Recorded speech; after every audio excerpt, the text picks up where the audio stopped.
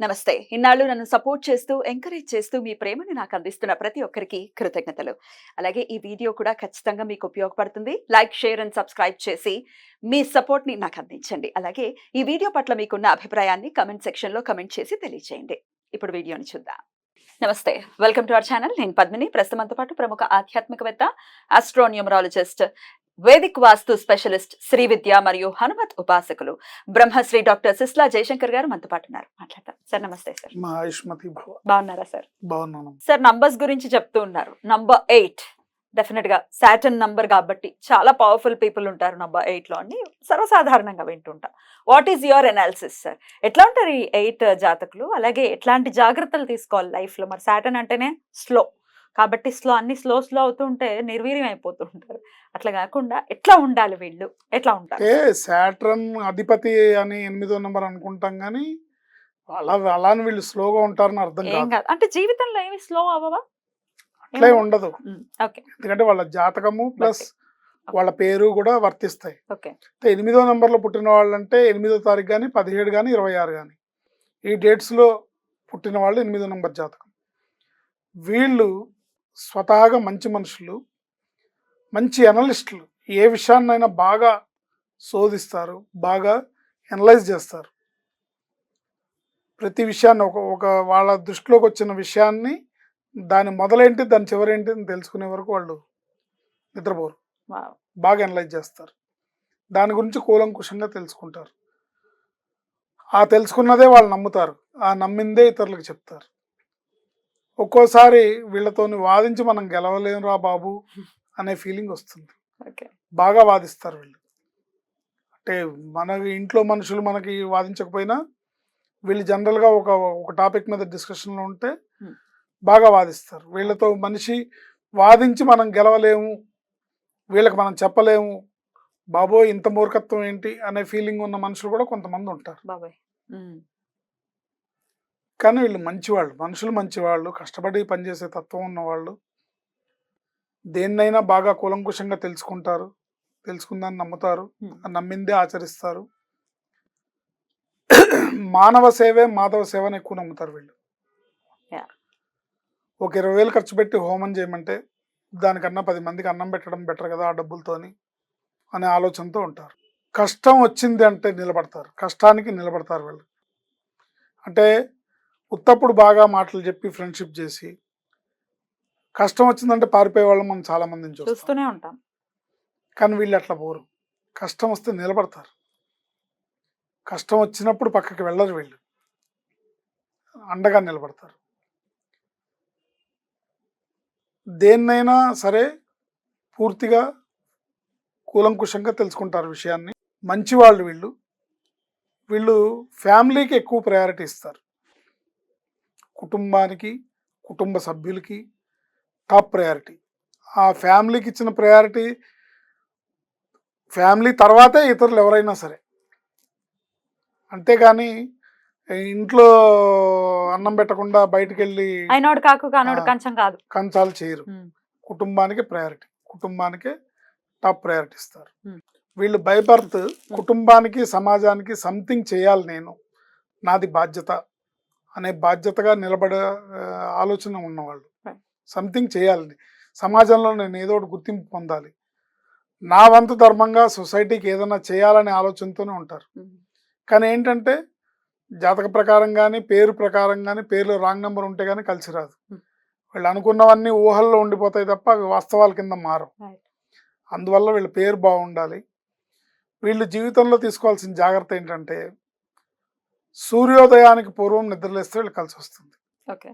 జీవితాంతం ఈ జాగ్రత్త తీసుకోవాలి. ఇది కష్టమేమో సార్, ఇవాళ రేపు జనరేషన్ ఎలా తయారైందో మనకు తెలుసు. దీనికి ఏదైనా చెప్పాలి సార్ ఆల్టర్నేటివ్? ఏం లేదు, షెడ్యూల్ చేసుకోవడం. ఇప్పుడు ఇది కష్టమని మనం అనుకుంటున్నాం కానీ మన దగ్గర ఉన్న బ్యాలెన్స్ రోజుకి 24 గంటలేగా. ఈ 24 గంటలని షెడ్యూల్ చేసుకోవడం. 8 గంటలు పడుకోవాలి, ఆ 8 గంటలు తగ్గించుకోమంటలా, టైం షెడ్యూల్ చేసుకోవాలి. రోజు 11, 12, 1 గంటకు పడుకునేది 8, 9కి చేయదాన్ని ఆటోమేటిక్గా సూర్యోదయానికి పూర్వం లేస్తారు. ఒకవేళ ఈ సాఫ్ట్వేర్ పేరుతో నైట్ మాది షిఫ్ట్ యుఎస్ కంపెనీ చేస్తున్నాం. అండి, నైట్ షిఫ్ట్ అండి అన్నారనుకోండి, ఒక వర్క్ మీకు తెల్లవారుజామున 3 దాకా ఉందనుకోండి, ఇంకో గంట అలాగే వర్క్ చేసేసి నెమ్మదిగా ఫ్రెష్ అప్ అయిపోయి స్నానం చేసి దేవుడికి సంబంధించిన మీరు చేసుకునే పూజా పునస్కారం చేసుకొని ఆ తర్వాత పడుకోవచ్చా? అట్లాగే ఏదైనా బ్రేక్ఫాస్ట్ చేసి ఉమ్. వేరే ఇంట్లో పనులు ఏమన్నా ఉంటే ఒక 9-10 దాకా చూసుకొని 10ంటికి పడుకోవచ్చు. 10 to 12 పడుకోండి పొద్దున. షెడ్యూల్ చేసుకోవచ్చు. షెడ్యూల్ చేసుకొని ఆ ప్రకారం ముందుకెళ్తే బాగుంటుంది. వీళ్ళ జీవితాంతం ఆంజనేయ స్వామిని ఆరాధించడం వీళ్ళకి బాగా కలిసి వస్తుంది. ఎందుకంటే శని భగవానుడికి నచ్చంది లేజినెస్, Yeah. వీళ్ళకు ఉండేదే లేజినెస్, అయ్యో. వీళ్ళకు ఉండేదే అది. దాన్ని పారద్రోలితే వీళ్ళ సక్సెస్ని ఎవరు ఆపలేరు. ఆపలేరు. మళ్ళీ వీళ్ళు కూడా అన్స్టాపబుల్ అనుకోవచ్చా? అన్స్టాపబుల్. సో అందుకని ఆ లేజినెస్ వదిలేయడానికి, ఆ శని భగవానుడి అనుగ్రహం కలగడానికి సూర్యోదయ పూర్వం నిద్ర లేవాలి. ఎందుకంటే సూర్యోదయం తర్వాత నిద్ర లేచే వాళ్ళంటే ఆయనకి నచ్చదు. సూర్యుడు వాళ్ళ నాన్నగారు, ఆయన వచ్చే టైంకి నిద్రపోయే వాళ్ళంటే ఆయనకి నచ్చదు. సో వాళ్ళ మీద ఎంత ప్రేమ ఉన్నా, ఆయన జాతకం ప్రకారం వాళ్ళకి ఎంత అనుకూలిస్తున్నా, ఈ పాయింట్లో ఆయన ఈ నచ్చదు ఆయనకి. ఆ నచ్చకపోవటం వల్ల ఇబ్బంది పడతారు. అందుకని సూర్యోదయ పూర్వం నిద్ర లేవాలి. జీవితాంతం ఆంజనేయ స్వామి ఆరాధన చేసుకోవాలి. హనుమాన్ చాలీసాని రెగ్యులర్గా చదువుకోవడం, రోజు కనీసం 5 సార్లు హనుమాన్ చాలీసా చదువుకోవడం వీళ్ళకి మంచి అదృష్టాన్ని ఇస్తుంది, బ్రహ్మాండమైన జీవితాన్ని ఇస్తుంది. ఎవరైనా సూపర్ స్టార్స్ ఉన్నారా నంబర్ 8 లో? చాలా మంది ఉన్నారు. ప్రొడ్యూసర్స్లో ఉన్నారు, డైరెక్టర్స్లో ఉన్నారు, హీరోస్లో ఉన్నారు. అల్లు అర్జున్ ఎందో నెంబరు, నరేంద్ర మోడీ ఉన్నారు. సో ఇప్పుడు Ram Charan destiny number 8. Destiny. Okay. ఎట్లా సార్ డెస్టినీ ఎట్లా వర్క్ చేస్తూ ఉంటుంది మనిషి మీద? 20 years బర్త్, పుట్టినప్పటి నుంచి 20 ఏళ్ళు బర్త్ నెంబర్ పనిచేస్తుంది. 20 నుంచి 40 వరకు డెస్టినీ నెంబర్ పనిచేస్తుంది. తర్వాత మళ్ళీ బర్త్ నెంబర్ పనిచేస్తుంది. ఆ లక్షణాలు వస్తుంటాయి. ఆ లక్షణాల ప్రకారం వాళ్ళ లైఫ్ నడుస్తూ ఉంటుంది. 8 కి పడని నంబర్స్ ఏంటి సార్? 8 కి అసలు 1.